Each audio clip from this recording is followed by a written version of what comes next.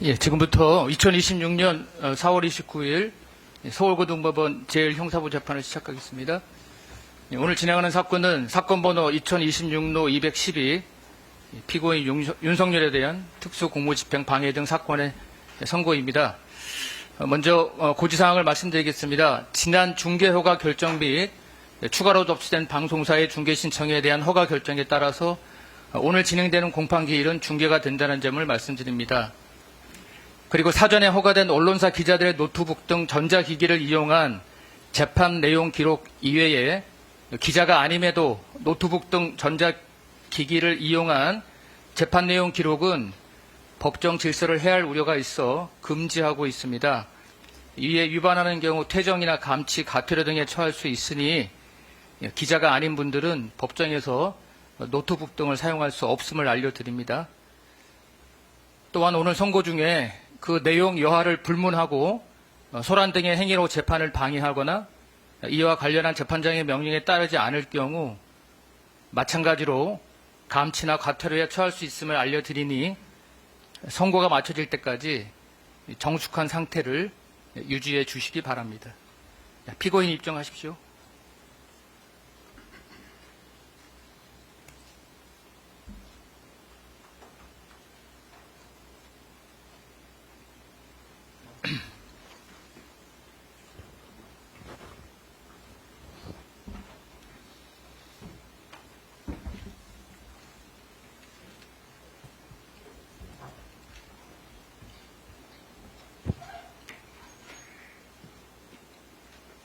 예, 이 사건은 내란에 의한 반란 범죄 등의 형사 절차에 관한 특례법 제11조 3항에 따라서 기일의 전부가 속기 녹음된다는 점을 말씀드립니다.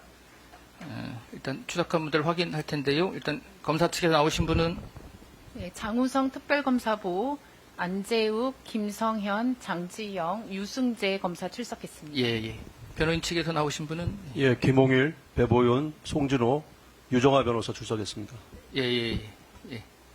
있습니다. 지난번과 같이 출석하셨고요. 일단 피고인 출석하셨는데 오늘 판결 선고는 일단 주문 낭독을 제외하고는 좀 설명할 내용이 길어서 피고인 착석한 상태에서 진행하도록 하겠습니다. 예, 오늘 판결 선고는 먼저 공소사실 및 원심 판단의 요지, 다음에 피고인과 검사의 항소 이유와 이에 대한 판단, 결론, 양형 이유, 주문 순서로 말씀드리겠습니다. 먼저 이 사건 공소사실 및 원심 판단의 요지를 말씀드리겠습니다. 이 사건 공소사실은 크게 5부분으로 나눌 수 있습니다. 자, 첫 번째는 국무위원 심의권 침해로 인한 직권남용 권리행사 방해로서 국무회의 소집 통지를 받았지만 국무회의에 참석하지 못한 2인의 국무위원 및 소집 통지를 받지 못한 7인의 국무위원의 국무회의 심의권을 침해하였다는 것입니다. 두 번째는 비상계엄을 선포하기 위해서는 헌법에 따라 문서에 의해야 하고 관계 국무위원회 부서가 있어야 하는데 이 사건 비상계엄 당시에는 이러한 절차가 지켜지지 않았음에도 이러한 절차가 지켜진 것처럼 보이게 하기 위해 사후에 이 사건 비상계엄 선포문을 작성하여 보관한 것이 허위 공문서 작성 및 행사에 해당하고 그 후 이러한 점이 문제될 것을 우려하여 이를 폐기한 것이 대통령 기록물 관리에 관한 법률 위반, 형법상 공용서류 손상에 해당한다는 것입니다.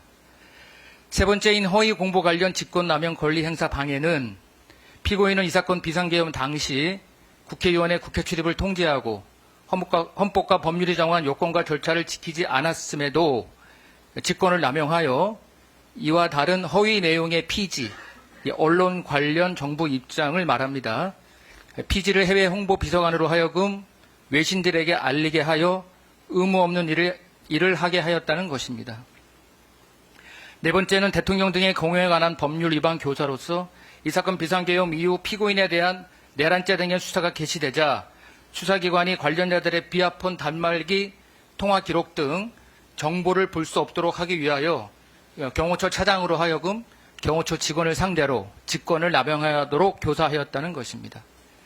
다섯 번째는 피고인에 대하여 공수처가 수사를 진행하면서 체포영장 등을 청구하였는데 피고인이 경호처 경호원들을 동원하여 그 집행을 방해하거나 직권을 남용하였다는 것으로 먼저 1차 체포영장 등인 2024년 12월 30일에 발부된 체포영장 및 수색영장의 집행 저지와 관련된 특수공무 집행 방해, 직권남용 권리행사 방해, 범인 도피 교사, 2차 체포영장 등인 2025년 1월 7일에 발부된 체포영장 및 수색영장의 집행에 대비한 직권남용 권리행사 방해로 기소된 것입니다.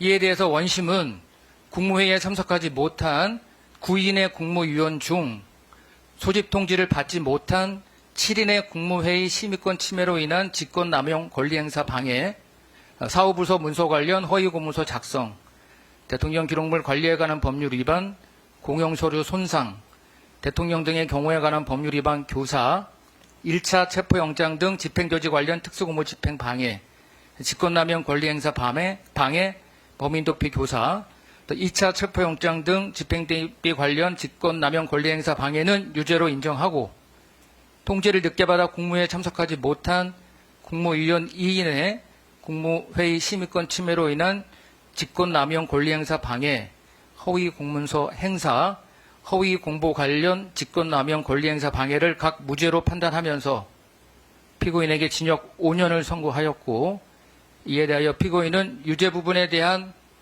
사실오해 및 법리오해 양형부당할 이유로 검사는 무죄 부분에 대한 사실오해 및 법리오해 양형부당할 이유로 각 항소를 제기하였습니다. 피고인과 검사의 항소 이유와 이에 대한 판단을 말씀드리겠습니다. 먼저 피고인의 항소 이유에 대한 판단입니다.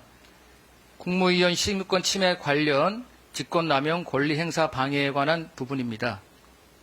자, 이 부분에 대한 피고인의 항소 이유는 직권남용 권리행사 방해죄에서의 권리에는 공무원의 직무상 권한은 이에 포함되지 않고 국무회의의 심의권은 국무위원회 심의권은 대통령 보좌기관으로서의 직무상 권한일 뿐 개별 국무위원에게 귀속되는 구체적 권리가 아니라고 주장하고 있습니다.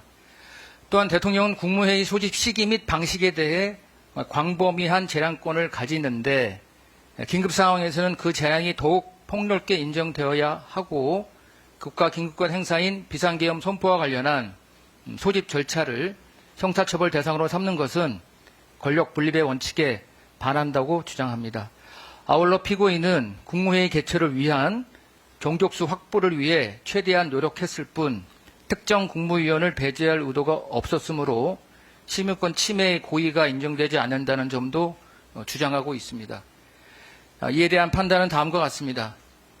헌법 제87조와 제88조는 국무회의를 국정의 중요한 정책을 심의하는 심의기관으로 명시하고 있으며 국무회의 규정 제2조는 국무회의는 국가의 주요 정책이 전 정부적 차원에서 충분히 심의될 수 있도록 운영되어야 한다고 규정하고 있습니다.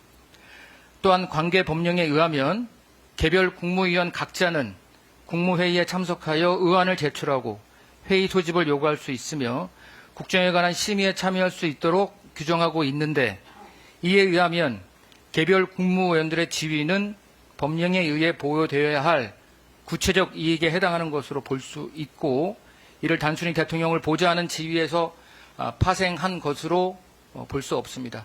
또한 대법원 판례에 의하면 공법상 권리인 경찰관의 수사 권한도 직권남용 권리행사 방해죄의 권리에 해당하므로 국무위원회 심의권도 마찬가지로 여기에 권리에 포함된다고 보아야 합니다.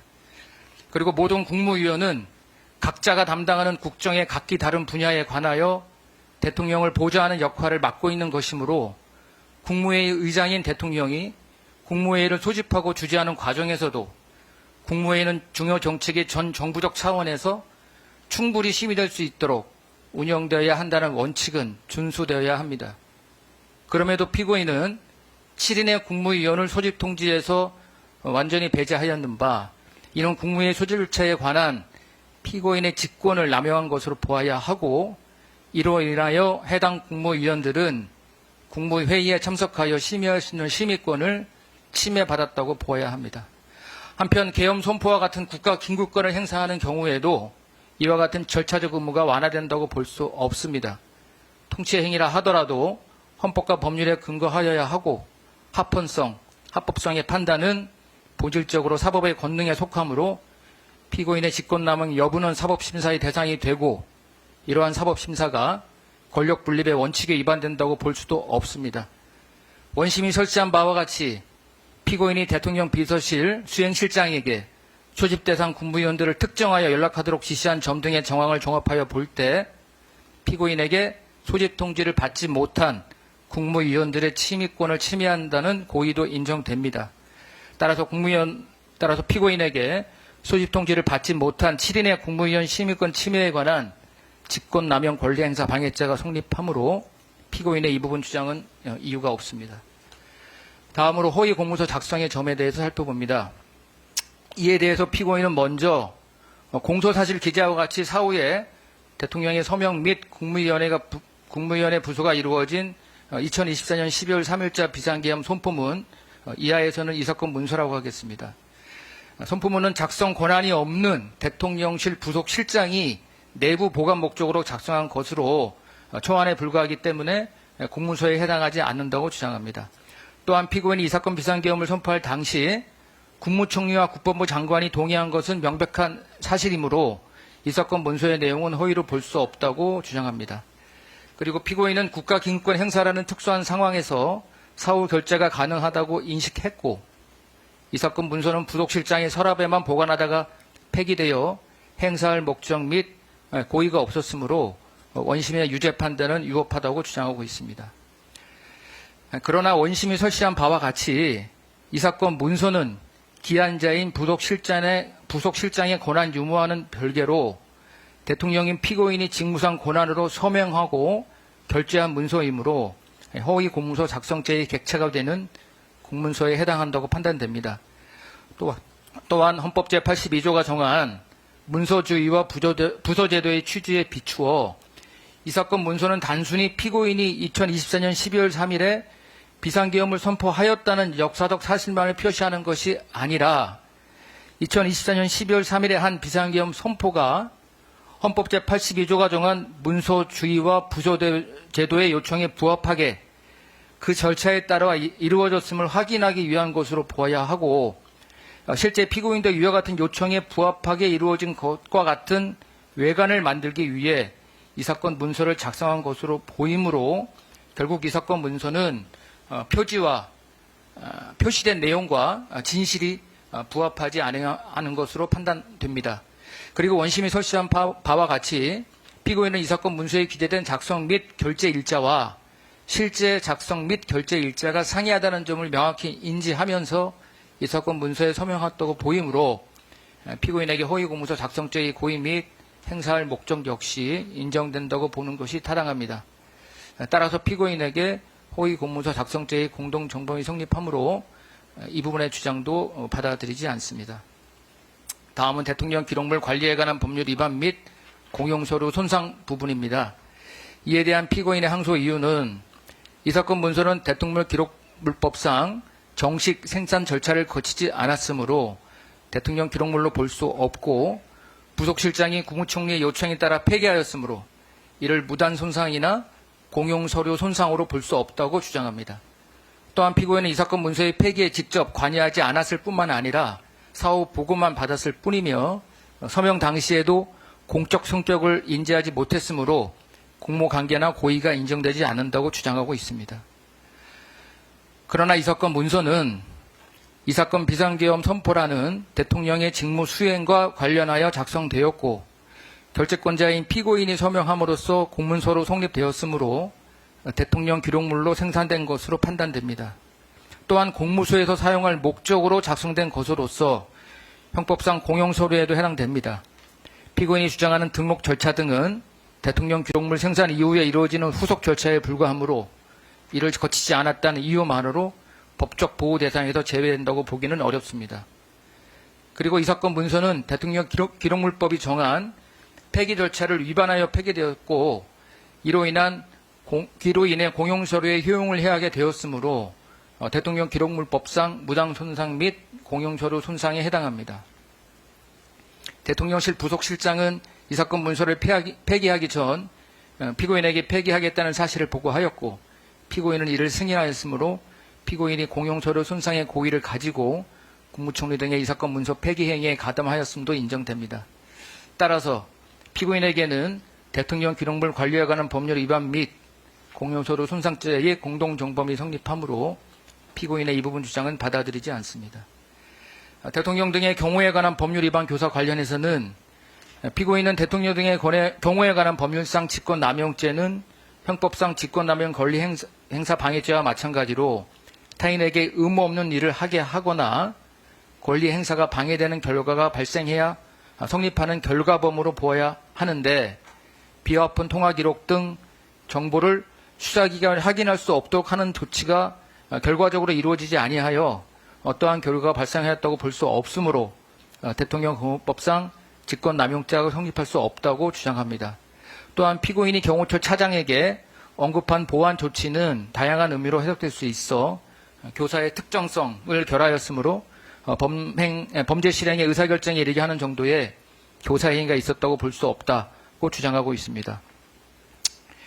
그러나 대통령 경호법 제21조 제1항 제18조의 직권남용죄는 그 문헌상 형법상 직권남용 권리 행사 방해죄와 달리 결과 발생을 요하지 아니한다고 보아야 하므로 설령 이 사건에서 경호처 차장의 지시에 따라 비화폰의 통화 기록 등 정보를 수사기관이 확인할 수 없도록 하는 등의 결과가 발생하지 아니하였다 하더라도 피고인의 대통령 경호법상 직권남용 교사죄 성립에 아무런 영향이 없다고 보아야 합니다.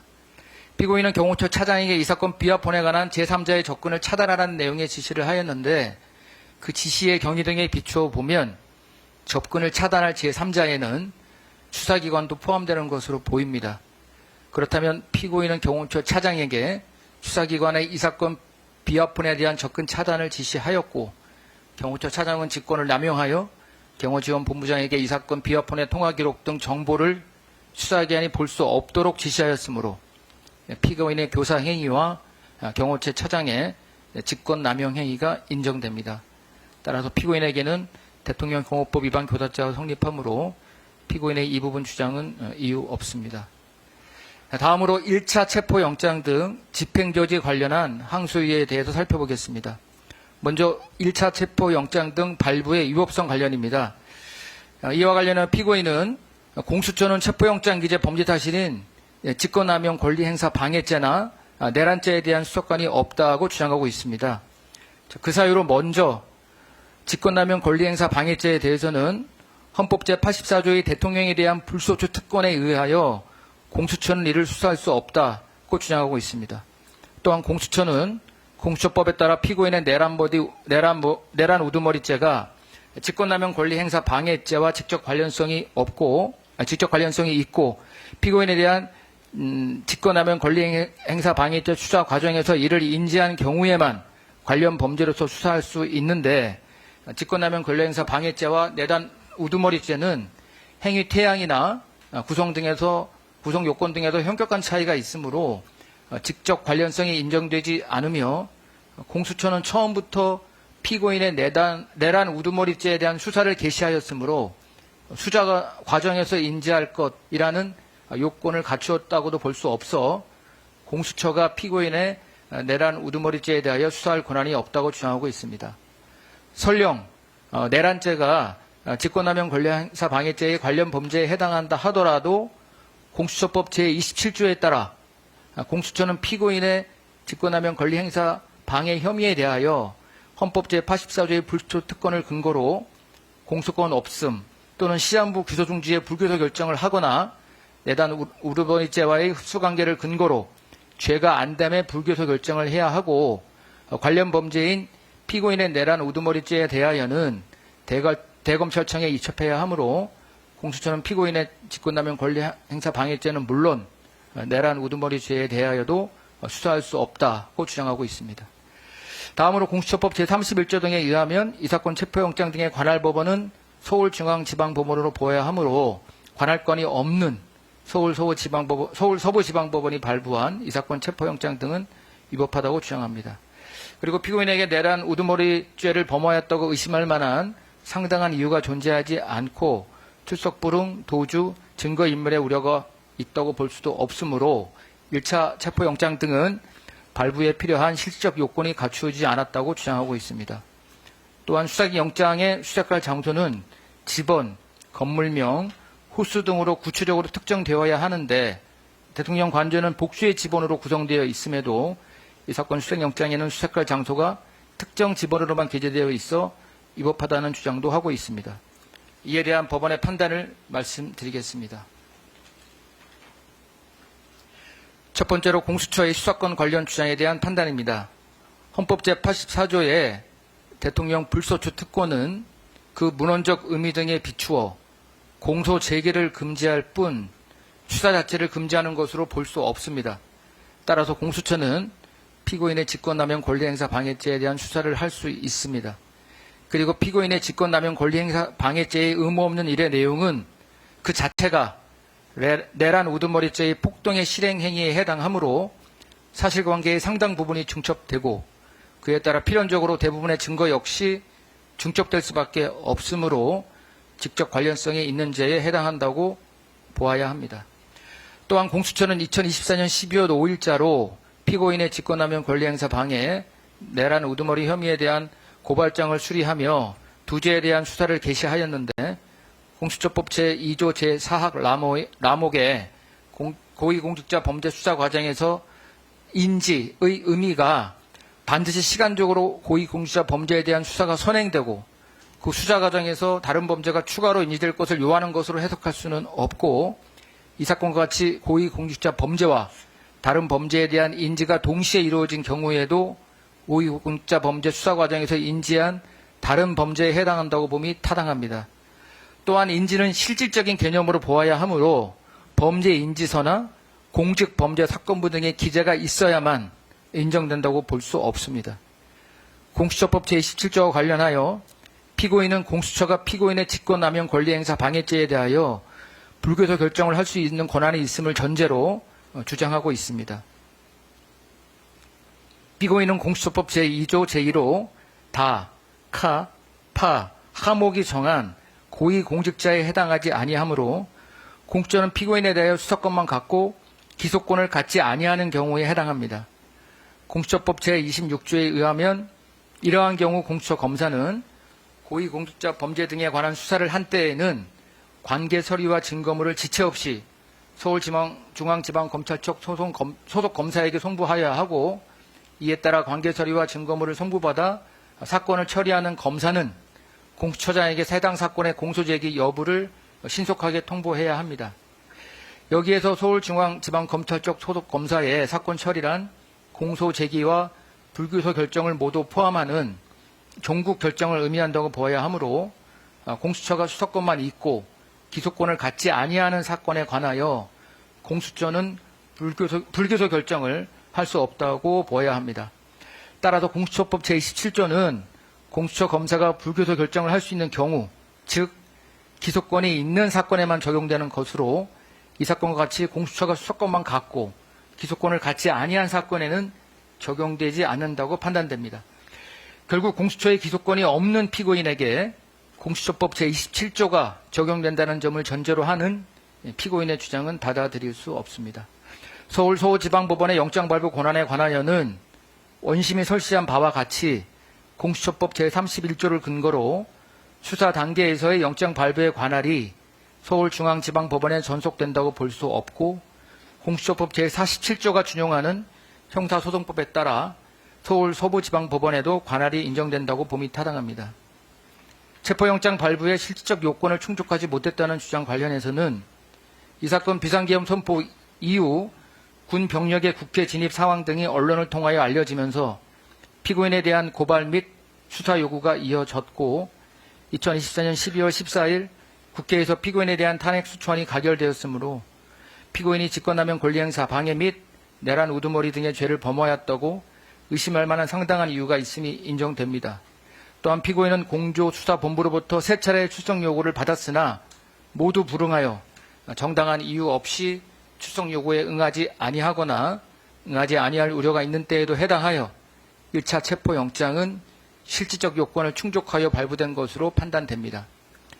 수색영장의 수색할 장소가 특정되지 않았다는 주장 관련해서는 1차 수색영장에는 수색 장소가 대통령 관저의 지번으로 특정되어 기재되어 있고 위 수색 영장의 발부 목적이 체포 영장 집행을 위한 피고인의 소재 발견에 있음을 고려하면 위 영장의 수색 장소가 헌법상 영장주의 원칙에 비추어 특정되지 아니하였다고 보기 어렵습니다.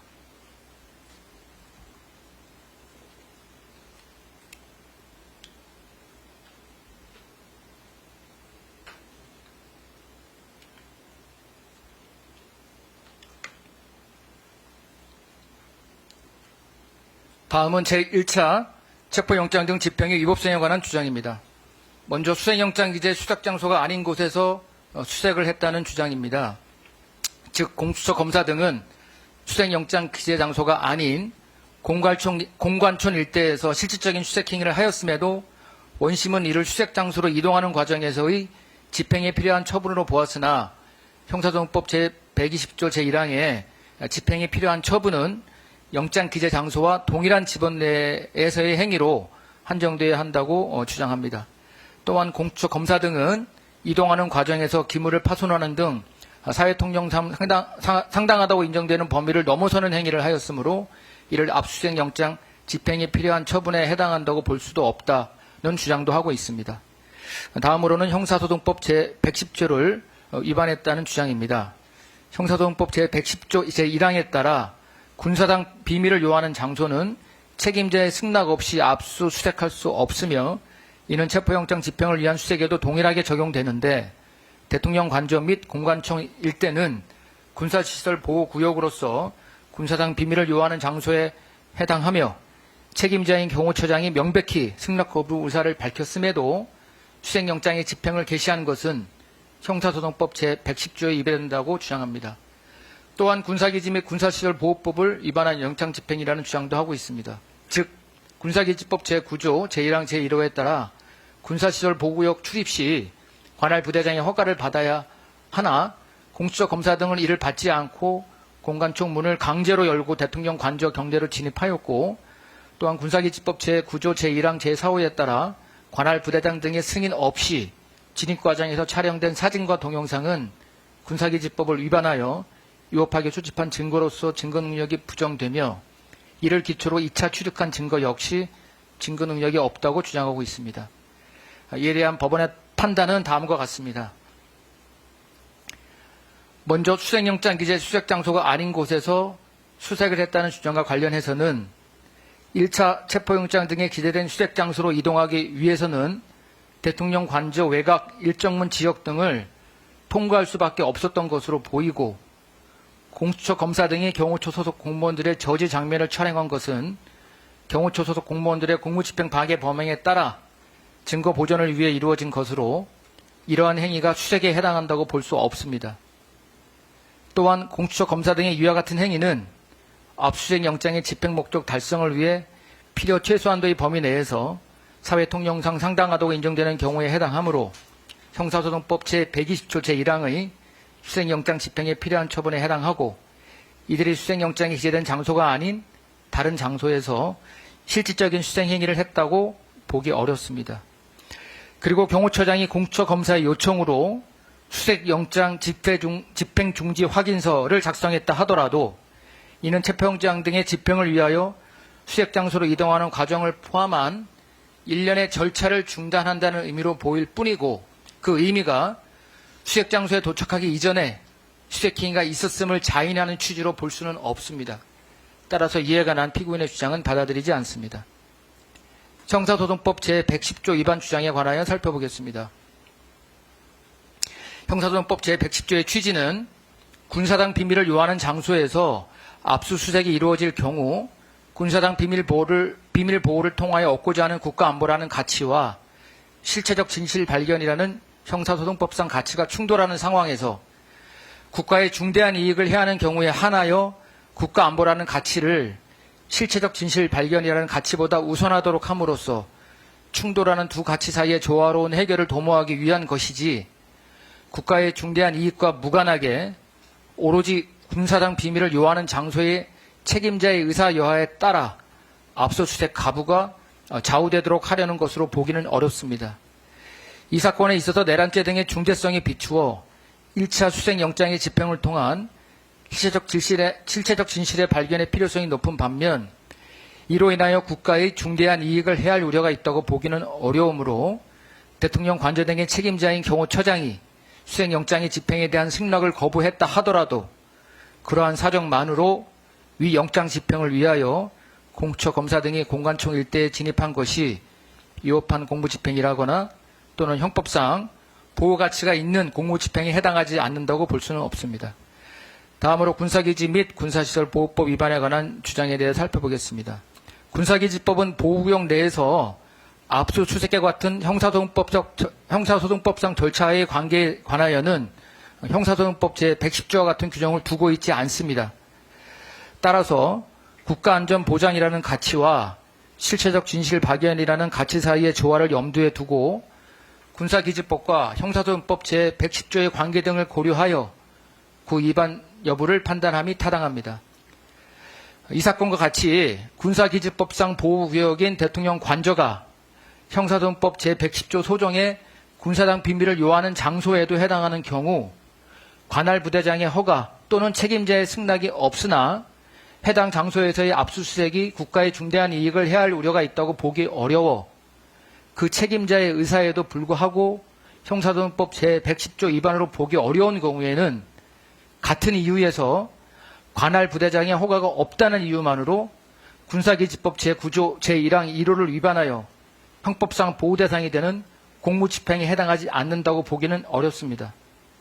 또한 공수처 및 경찰청 국가수사본부는 1차 체포영장 등을 집행하기 전 경호처 국방부에 군사기지법상 출입허가를 미리 요청하였으며 대통령 관저의 주둔지 부대인 제55 경비단은 단장의 지시에 따라 공처 검사 등의 저지에 소극적으로 임했고 그 결과 이들이 비교적 어렵지 않게 1차 저지선을 통과할 수 있었던 것으로 보입니다. 이러한 사정들을 종합하여 보면 피고인이 주장하는 사정만으로 공처 수사관 등이 1차 체포영장 등의 집행을 위하여 공관청 및 대통령 관저 경내에 출입한 것이 군사기지법 제9조 제1항 제1호에 위반된다거나 형법상 보호대상이 되는 공무집행에 해당하지 않는다고 보기 어렵습니다. 따라서 피고인의 이 부분 주장은 받아들이지 않습니다. 군사기지법 제9조 제1항 4호 위반 여부 관련해서는 앞서 본 위 군사기지법 제9조 제1항 제1호와 형사소송법 제110조와의 관계, 경찰관 직무집행법 등 관련 규정의 문헌 취지 체계를 고려하면 군사보호 구역 내에서 압수수색 영장의 집행 과정 등을 촬영하는 것이 경찰관 직무집행법 등의 요건에 부합하고 압수수색 영장의 집행 목적 달성을 위해 필요한 최소한도의 범위 내에서 이루어진 경우에는 군사기지법상 관할 부대장의 승인이 없었다는 이유만으로 당연히 위법하다고 보기는 어렵습니다. 1차 체포영장 등 집행 당시 촬영은 경찰관 직무집행법상 증거 보존의 필요성 및 긴급성의 요건을 갖추었고 경찰 착용 기록 장치인 캠코더의 일반적인 사용 방식에 따라 이루어졌으며 위 현장에서 촬영된 체증 영상 및 사진이 높은 수준의 보안을 요하는 군사당 기밀을 탐지하기 위한 목적에서 촬영된 것으로 보기는 어렵습니다. 이러한 사정들을 종합하면 1차 체포영장 등 집행 당시 촬영은 군사기지법상 관할 부대장 등의 승인이 없었다는 이유만으로 위법하다고 보기 어렵고 나아가 이와 같이 촬영된 영상과 사진들이 위법 수집 증거에 해당하여 증거 능력이 없다고 볼 수 없습니다. 따라서 피고인의 이 부분 주장도 받아들이지 않습니다. 다음으로 특수공무 집행 방해, 직권남용 권리행사 방해, 범인 도피 교사의 구성력과 해당성이 없다는 항소유예에 대해 살펴보겠습니다. 피고인은 앞서 본 바와 같이 1차 체포영장 등의 발부 및 집행은 위법하게 이루어졌으므로 공수처의 1차 체포영장 등의 집행은 적법한 직무집행에 해당하지 아니하여 이를 저지한 행위는 특수공무집행 방해죄가 성립하지 아니하고 경호처 소속 공무원들에게 이를 저지하도록 한 것이 의무 없는 일을 하게 한 것으로 볼 수 없어서 직권남용 권리행사 방해죄가 성립하지 않고 범인에 대한 형사사법 작용을 곤란하게 하는 행위로도 평가할 수 없어서 범인 도피 교사죄도 성립하지 않는다고 주장하고 있습니다. 또한 경호처 소속 공무원들은 강제로 문을 개방하고 들어오는 공처 검사 등을 상대로 소극적 방어 조치로 대처한 것뿐이며 경호처 소속 공무원들이 공처, 검사 등에게 일방적으로 폭력을 행사한 것으로 보기 어려우므로 특수공무집행방해죄가 성립하지 않는다고 주장합니다. 아울러 피고인은 2024년 12월 14일 국회의 탄핵소추 의결로 대통령 권한 행사가 정지되어 직권이 소멸하였으므로 피고인에게 직권남용 권리행사 방해죄가 성립하지 않는다는 주장도 하고 있습니다. 뿐만 아니라 피고인에게 직권남용 권리행사 방해죄, 내란 우두머리죄가 성립하지 아니하여 피고인이 벌금 이상의 형에 해당하는 죄를 범한 죄에 해당한다고 볼 수 없으므로 범인 도피 교사죄도 성립하지 않는다고 주장하고 있습니다. 그리고 피고인은 공수처의 수사권에 관하여 법적 의문을 제기하며 공수처의 영장 집행에 협조하지 않겠다는 입장을 밝혔을 뿐 경호처 소속 공무원들에게 구체적인 저지 방법이나 물리력 동원을 지시한 사실이 없고 피고인이 경호처 처장 등으로부터 구체적인 대응책을 사전에 보고받거나 승인한 사실도 없으므로 범행을 공모하였다거나 범행을 교사한 것으로 볼 수 없다고 주장하고 있습니다. 이에 대해 살펴보면 피고인은 1차 체포영장 등의 집행 이전부터 경호처 처장 등에게 수사기관의 공간촌 진입에 대한 불만과 자신에 대한 체포영장 등이 적합하지 않다는 취지의 발언을 하였습니다. 그리고 피고인은 1차 체포영장 등의 집행 당일인 2025년 1월 3일 경호처 차장으로부터 체포영장 집행 관련 상황과 CCTV 화면 등을 보고받아 경호처 소속 공무원들이 영장 집행 담당 공무원들의 집행을 저지하고 있는 상황을 인식하면서도 출입을 막으라는 취지의 지시를 한 것으로 보이며 공처 검사 등이 해산한 이후 경호처 차장에게는 격려하는 취지의 이야기를 하며 영장 집행 저지 행위를 묵인하거나 승인하는 태도를 보이기도 하였습니다. 이러한 사정들을 고려하면 피고인이 구체적인 영장 집행 저지 방법을 특정하여 지시하지는 않았다고 하더라도 피고인은 경호처 처장 등과 공모하여 특수공무집행 방해 및 직권남용 권리행사 방해 범행에 가담함과 동시에 범인도피 범행을 교사하였다고 보니 타당하다고 판단됩니다. 그리고 특수공무집행 방해죄 성립과 관련해서 공수처의 1차 체포영장 등의 집행은 관련 규정에 위배된다고 볼 수 없으므로 형법상 보호대상에 대한 공무집행에 해당하고 이러한 공수처 검사 등의 공무집행을 저지하는 과정에서 이루어진 경호처 처장 등 경호처 소속 공무원들의 행위는 단순한 소극적 방어 조치에 그치는 것이 아니라 단체 또는 다중의 위력을 보여 적법한 공무집행을 수행하는 영장 집행 담당 공무원들을 폭행한 것으로 판단됩니다. 따라서 피고인에게 특수공무집행 방해죄의 공동정범이 성립합니다. 직권남용 권리행사 방해죄 성립과 관련하여 1차 체포영장 등의 발부 및 집행은 관련 규정에 위배된다거나 형법상 보호대상에 대한 공무집행에 해당하지 않는다고 보기 어려우므로 경호처 차장 등이 경호처 소속 공무원들로 하여금 이러한 영장의 집행을 저지하도록 한 것은 의무 없는 일을 하게 한 것에 해당합니다. 한편 피고인은 2024년 12월 14일 국회의 탄핵소추 의결로 인하여 권한행사가 정지되었으나 이 부분 공소사실은 피고인이 경호처 처장 등과 공모하여 경호처 처장 등의 직권을 남용해서 경호처 소속 공무원들로 하여금 의무 없는 일을 하게 하였다는 것이므로 피고인은 신분자인 경호처 처장 등과 공범이 될 수 있습니다. 따라서 피고인에 대해서 직권남용 권리행사 방해죄의 공동정범이 성립한다고 보아야 합니다. 범인도피 교사죄 관련해서는 범인도피죄에서 정하고 있는 죄를 범한 자는 범죄의 혐의를 받아 수사 대상이 되어 있는 사람이면 그가 진범인지 여부를 묻지 않고 해당한다고 보아야 하므로 피고인은 직권남용 권리행사 방해, 내란 우두머리 혐의를 받아 수사 대상이 된 자로서 벌금 이상의 형에 해당하는 죄를 범한 자에 해당합니다. 따라서 피고인이 경호처 소속 공무원들로 하여금 영장 집행을 저지하도록 지시한 것은 결국 피고인의 체포를 곤란하게 하는 방법으로 도피하도록 교사한 행위에 해당하는 것으로 판단됩니다. 따라서 특수공무집행 방해죄 등의 구성요건 해당성이 없다는 피고인의 주장도 받아들이지 않습니다. 끝으로 2차 체포영장 등 집행 관련 직권남용 권리행사 방해에 관한 항소 이유와 이에 대한 판단입니다. 이에 대해서 피고인은 2차 체포영장 등 집행 이전에 경호처 경호원들이 한 스크럼 훈련이나 위력 순찰은 대통령 경호법에 따라 대통령 소속 공무원의 경호 범위 업무 내의 행위에 해당하고 2차 체포영장 등의 발부 및 집행 역시 위법하게 이루어졌으므로 경호처 소속 공무원들에게 공무행위를 준비하도록 한 것이 의무 없는 일을 하게 한 것으로 볼 수 없다고 주장하고 있습니다.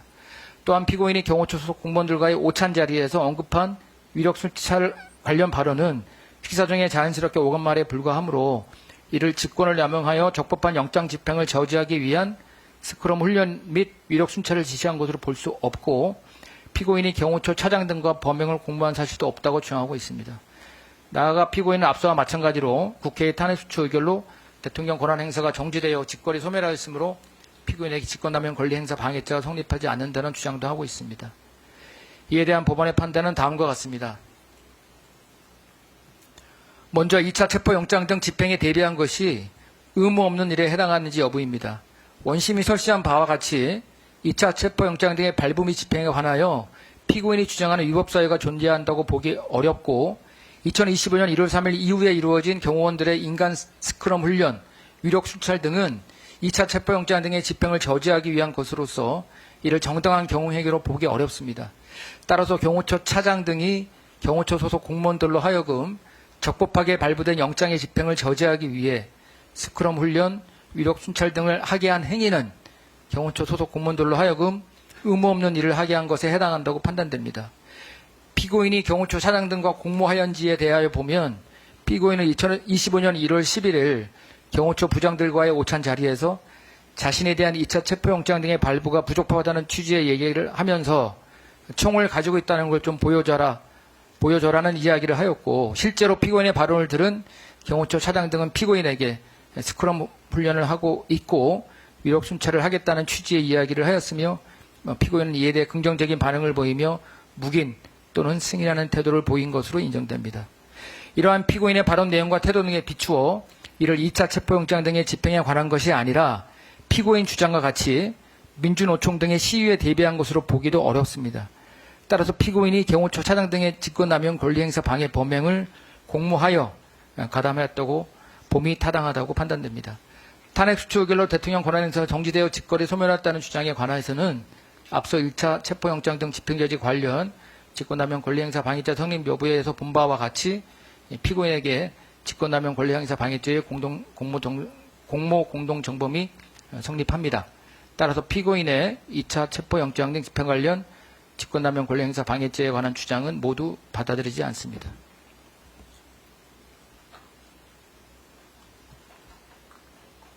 다음은 검사의 항소 이유와 이에 대한 판단을 말씀드리겠습니다.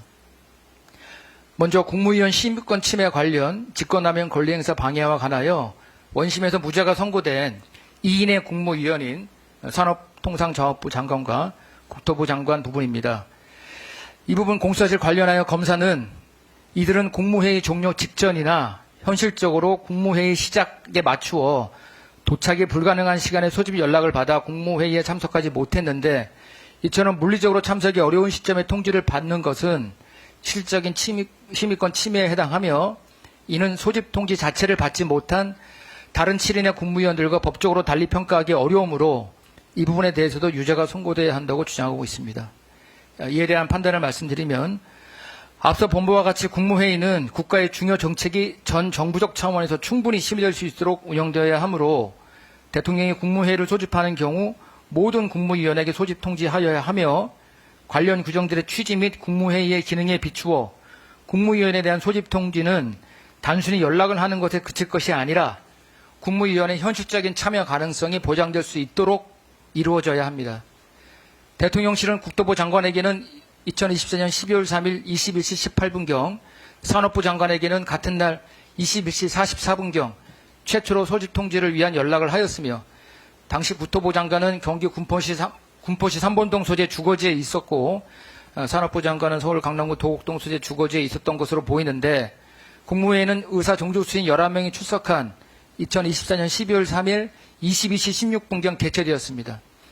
이와 같은 연락 시간과 당시 위 국무위원들의 위치, 현실적인 이동 시간, 국무회의가 이루어진 시각 등을 고려하면 위 국무위원들은 실질적으로 국무회의에 참석이 불가능한 시점에 소집 통지를 받은 것으로 보입니다.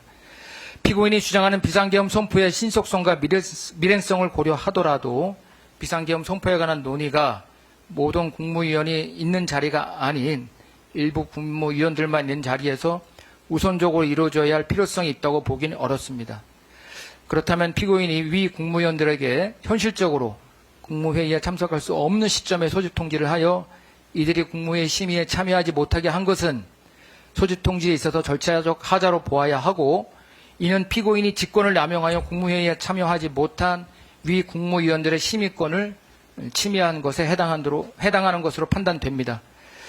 따라서 이 부분 공수사실은 유죄로 인정되어야 함에도 원심이 그 판시와 같은 이유를 들어 이 부분에 관하여 무죄로 판단한 것은 부당합니다. 따라서 이 부분 검사의 주장은 이유 있습니다. 다음으로 허위 공무서 행사에 관한 법리 오해 주장 부분입니다. 이에 대해 검사는 피고인이 향후 탄핵 심판 절차 및 추자 과정에서 행사할 목적으로 작성한 이 사건 문서는 대통령실 부속실장이 사무실에 비치하여 언제든지 활용될 수 있는 상태에 있었으므로 이를 행사한 것으로 볼 수 있다고 주장하고 있습니다. 그러나 원심이 설치한 바와 같이 이 사건 문서는 부속실장이 자신의 사무실 책상 서랍 안에만 보관하다가 폐기한 것으로 문서에 관한 공공의 신용을 위태롭게 하는 행위가 존재한다고 보기 어렵습니다. 따라서 이 부분을 무죄로 판단한 원심의 판단은 타당하므로 검사의 이 부분 주장은 받아들이지 않습니다. 다음은 허위 공보 관련 직권남용 권리행사 방해에 관한 판단입니다. 이에 대해 검사는 관계 법령에 의하면 해외 공보 비서관에게 사실이 아닌 내용을 공부할 의무는 없다고 보아야 하므로 피고인이 해외 공보 비서관으로 하여금 허위의 피지를 작성하여 배포하게 한 행위는 의무 없는 일을 하게 한 것으로 해당하므로 유죄가 선고되어야 한다고 주장합니다. 이에 대한 법원의 판단은 다음과 같습니다. 피고인의 지시를 받아 피지를 작성한 해외 홍보 비서관은 별정직 공무원인 대통령실 비서관으로서 국가공무원법 제3조 제1항에 따라 국가공무원법 제56조 소정의 성실 의무를 부담합니다. 그리고 대법원 판례에 따르면 행정기관은 보도자료 작성 배포에 있어서도 국민의 알 권리 보호라는 공공의 이익을 도모하기 위하여 행정기관이 알고 있는 객관 사정과 달리 해당 사항의 긍정적인 측면만을 부각하거나 불확실한 점이 있음에도 과장되거나 단정적인 표현을 사용하여 국민이 해당 사항에 관하여 잘못된 인식을 가지도록 하여서는 아니 되는 주의 의무를 부담하고 이러한 의무는 성실 의무로부터 도출된다고 보아야 합니다. 따라서 이러한 주의 의무는 행정기관이 외신을 상대로 보도자료를 작성, 배포하는 경우에도 동일하게 적용됨이 원칙입니다. 이 사건 피지 중 국회의원 과반수의 비상계엄 해제 요구 요건을 알고 있었지만 의원들의 국회 출입을 통제하지 않았다. 국회가 동의 여부를 판단할 수 있도록 국회의원의 본회의장 진입을 막지 않았다는 부분은 이 사건 비상계엄 선포 직후 경찰 및 군 병력의 국회 폐쇄 조치 등에 비추어 볼 때 객관적인 사실관계에 반합니다. 그리고 대통령으로서 헌정 파괴 세력으로부터 자유민주주의 헌법 질서를 지키기 위한 액션은 했지만 합헌적 틀 안에서 행동을 취했다. 현재의 국정마비 상황을 일단 타개하고 질서를 회복하기 위한 것이 목표였다. 헌정 질서의 파괴의 뜻은 추호도 없었다는 부분도 이 사건 피지의 전체적인 내용에 비추어 객관적인 사정과 달리 해당 사항의 긍정적인 측면만을 부각하거나 불확실한 점이 있음에도 과장되거나 단정적인 표현을 사용하여 잘못된 인식을 가지도록 하는 것에 해당합니다. 결국 이 사건 피지의 내용은 해외 홍보 비서관이 담당하는 보도자료 작성 배포에 관한 주의 의무에 위반되는 것으로 보아야 하고 피고인이 해외 홍보 비서관으로 하여금 이 사건 피지를 작성 배포하게 한 것은 직권을 남용하여 의무 없는 일을 하게 한 때에 해당합니다. 설령 해외 홍보 비서관이 이 사건 피지의 내용이 객관적 사실관계에 반한다는 사실을 알지 못했다 하더라도 검사가 제출한 증거에 의하면 피고인은 자신이 지시한 이 사건 피지 내용이 객관적 사실관계에 반함을 알고 있었다고 인정되므로 이러한 피고인이 직권을 남용하여 해외 홍보 비서관으로 하여금 의무 없는 일을 하게 한 이상 피고인의 직권남용 권리행사 방해죄는 성립한다고 보아야 합니다. 따라서 이 부분 공수사실은 유죄로 인정되어야 함에도 원심이 이 부분에 관하여 무죄로 판단한 것은 부당합니다. 이 부분 검사의 항소는 이유 있습니다. 끝으로 1차 체포영장 등 집행저지 범행 관련하여 원심은 경호처 김모 부장이 피고인 경호처 차장 등과 공모관계에 있었다고 볼 수 없다고 판단하였는데 이에 대해 검사는 김모 부장 역시 2025년 1월 3일 경호처 차장 등의 지시에 따라 공처 검사 등의 출입을 막기 위한 물리적 저지 행위를 하였으므로 1차 체포영장 등 집행저지 관련 범행에 공모관계가 인정돼야 한다고 주장합니다. 이 부분 공수사실은 피고인과 김모 부장 사이에도 1차 체포영장 등 집행 관련 범행 전반에 관하여 공모관계가 성립한다는 것으로 피고인과 김모 부장 사이의 공모관계를 인정하기 어렵다는 원심의 판단은 판결 이후에서 이 부분에 대하여 무죄로 판단한 것으로 보고 살펴보겠습니다. 이 부분 공수사실에 대해서는 원심이 설치한 바와 같이 검사가 제출한 증거들 마루로는 김모 부장이 피고인 경호처 차장 등과 위 체포영장 등의 집행저지 전반에 관하여 공모하였다고 보기 어려운 것으로 판단됩니다. 또한 이 사건은 피고인에 대하여 공소가 제기된 사건으로서 김모 부장과의 공모관계 및 김모 부장의 관여 부분이 차지하는 비중이 미미하며 김모 부장의 공모 및 가담 여부는 서울중앙지방법원에 계속 중인 김모 부장 등에 대한 특수공무부 집행 방해죄의 사건에서 심리되어야 할 것으로 보여 원심이 피고인과 김모 부장과의 공모관계가 인정되는 구체적인 범위를 판단하지 아니한 것이 적정 절차에 의한 신속한 실체적 진실 발견이라는 형사소송의 목적에 비추어 현저히 정의와 형평에 반하는 것이라고 보기 어렵습니다. 따라서 검사의 이 부분 주장은 받아들이지 않습니다.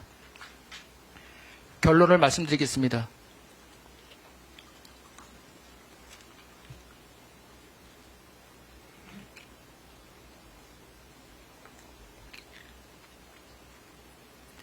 먼저 지금까지의 판단 내용을 정리하여 말씀드리겠습니다.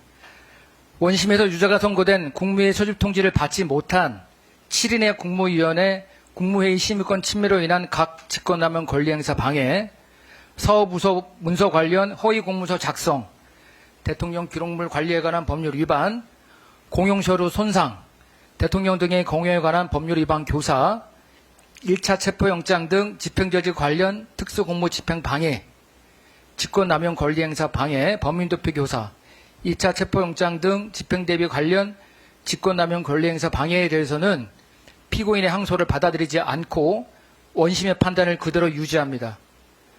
원심 판결의 무죄 부분 중 국토부 장관, 산업부 장관의 심의권 침해 관련 각 직권남용 권리행사 방해 부분과 허위 공보 관련 직권남용 권리행사 방해 부분에 대한 검사의 항소는 이유 있으므로 이를 받아들여 유죄를 선고하고 허위 작성 공문서 행사 부분에 대한 검사의 항소는 받아들이지 않습니다.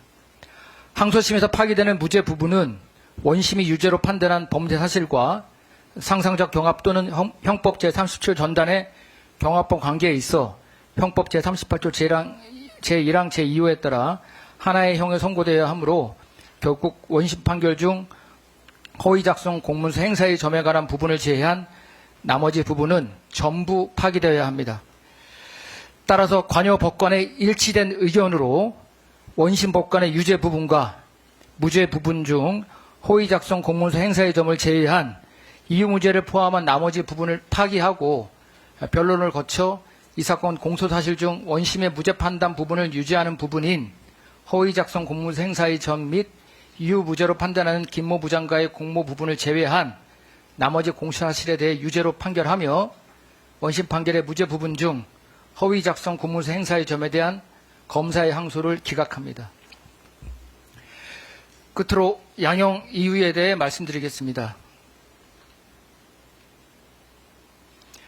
먼저 피고인에 대한 양형을 고려함에 있어 유리한 사정을 살펴보면 피고인은 현재까지 형사처벌을 받은 전력이 없습니다. 다만 피고인의 그동안의 경력과 이 사건 범행의 내용 등에 비추어 피고인이 형사처벌을 받는 전력이 없다는 사정은 제한적으로 고려함이 타당합니다. 그리고 이 사건 각 범행 중 허위 공문서 작성, 대통령 기록물 관리에 관한 법률 위반 및 공용서류 손상의 범행의 경우 피고인이 적극적으로 범행을 주도했다고 보기는 어렵고 대통령 경호법 위반죄의 경우 이 사건 비화폰의 통화기록 등에 대한 수사기관의 접근이 제한되는 등 사법장용을 방해하는 결과가 실제로 발생하지 않은 사정 등도 있습니다. 그러나 피고인의 이 사건 범행은 다음과 같은 이유에서 그 책임이 무겁다고 보아야 합니다. 헌법은 비상계엄 선포에 앞서 국무회의 심의를 거치도록 하고 비상계엄 선포라는 대통령의 국법상 행위의 방식으로 문서주의와 부서제도를 정하고 있는데 이 사건 각 범행 중 국무회의 심의권 침해 관련 직권남용 권리행사 방해 범행 및 비상계엄 선포 절차의 하자 은폐를 위한 사후부서 관련 범행은 이러한 절차를 위반한 것으로서 그 자체로 헌법 위반에도 해당하므로 그 위법의 정도가 크다고 보아야 합니다. 허위 피지 관련 직권남용 권리행사 방해 범행은 이 사건 비상계엄 선포 과정에서 저질러진 피고인의 잘못을 은폐하는 것은 물론 비상계엄 선포의 적법성에 관한 잘못된 정보를 외신에 제공함으로써 국제사회에서 대한민국의 신인도 및 국민의 알 권리에도 부정적인 영향을 미치는 행위에 해당하여 그 비난의 정도가 가볍다고 볼 수 없습니다. 비화폰 정보를 수사기관이 볼 수 없도록 교사하고 두 차례에 걸친 체포영장 등의 집행과 관련한 범행은 피고인에 대한 수사가 개시되자 이로 인한 법적 책임을 회피하기 위한 목적에서 이루어진 것으로서 그 죄질이 나쁘고 당시 피고인이 체포영장 등 집행지휘의 명분으로 삼았던 공수처의 수사권 및 영장 발부 법원의 관할권 등은 모두 이유 없으므로 피고인은 당시 아무런 정당한 이유 없이 체포영장 등 집행을 거부하기 위하여 이 사건 범행을 저질렀다고 볼 수밖에 없습니다. 설령 수사권 등의 의문이 있다 하더라도 법적 테두리 내에서 이를 해결해야 함에도 물리력을 동원하여 법원이 발부한 영장 집행을 저지하려 한 것은 법치주의 원칙에 비추어 허용될 수 없습니다. 특히 1차 체포영장 등 집행 저지와 관련하여 이는 자신의 영향력 하에 있는 경호처 소속 공무원들로 하여금 공수처 검사 등의 영장 집행에 관한 정당한 공무 집행을 방해하도록 한 것으로서 국가공무원인 경호처 소속 공무원들에게 위법한 지시를 하여 자신의 보호를 위한 사병과 같이 사용하려고 한 것일 뿐만 아니라 또 다른 국가공무원들인 공수처 검사들과 물리적 충돌을 야기할 우려까지 초래하는 등 범행의 동기 및 그 결과에 있어서 비난 가능성이 크다고 보아야 합니다. 피고인은 앞서 본 바와 같이 체포영장 등의 집행을 거부한 사유들을 포함하여 이 사건 범행 전체에 대하여 수사기관 이래 항소심에 이르기까지 같은 주장을 반복하며 자신의 책임을 회피하려고 하는 등 범행 후의 정황도 양형에 불리한 요소로 판단되어야 합니다. 특히 피고인은 이 사건 각 범행 당시 현직 대통령으로서 헌법을 준수하고 국가를 보위하며 국민의 자유와 권리를 증진을 위하여 노력해야 할 막중한 책임을 부담하였음에도 불구하고 이 사건 비상계엄 선포 이후 저지른 이 사건 범행으로 인하여 사회적 혼란을 더욱 가중시키는 등 대통령으로서의 책무를 저버린 것으로 볼 수밖에 없습니다. 이러한 점을 종합하면 피고인의 책임이 중하다고 볼 수밖에 없으므로 이에 상응하는 처벌이 불가피하다고 보입니다. 다음과 같이 선고합니다. 피고인 일어서십시오.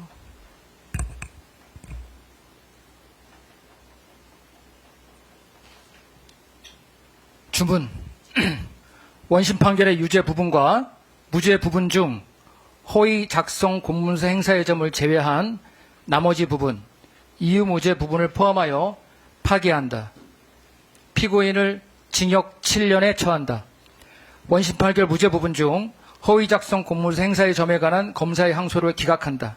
오늘 선고한 판결에 불복이 있으면 오늘로부터 7일 안에 대법원에 상고할 수 있고 상고장은 이 법원에 제출해야 합니다. 구치소에 있는 동안은 구치소장에 제출하여도 됩니다. 이상 선고를 마치겠습니다.